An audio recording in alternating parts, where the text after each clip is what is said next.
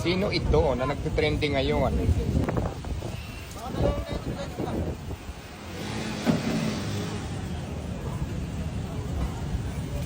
Anong mayroon dyan? Diwata Paris Overload? Takot. Ay, ang gwapo ni Bombay sa ano. Oh. Mamaya Bombay ha. Alam mo na. Gusto niyo, madam? Mamaya Bombay ha. Alam mo na.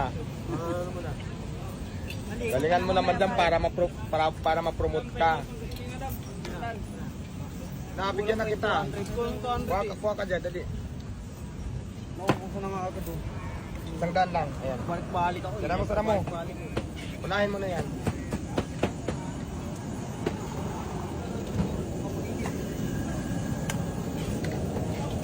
Diwata Paris Overload, new location. Dito lang po ito ulit sa Jokno Boulevard. Ayan ang bagong pwesto natin. Lampas lang sa ng GSIS. Sa gilid lang din tayo ng kalsada.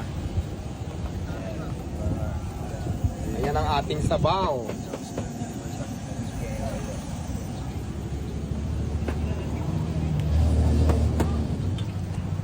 At syempre ang ating mga overload. Picture? Picture muna kami. Thank you. Sige. So ayan ang bagong location natin ha. Malapit lang sa dati kong pwesto. Diretsuin mo lang doon sa dati kong pwesto, diretso ka lang ng Senate, lampasan mo Senate, GSIS. Kasunod ng GSIS sa akin na pwesto ko, Diwata Paris Overload. Ito ang una nyo makikita. Ang una nyo makikita ay tarpaulin na napakaganda. Ayan. Fresh.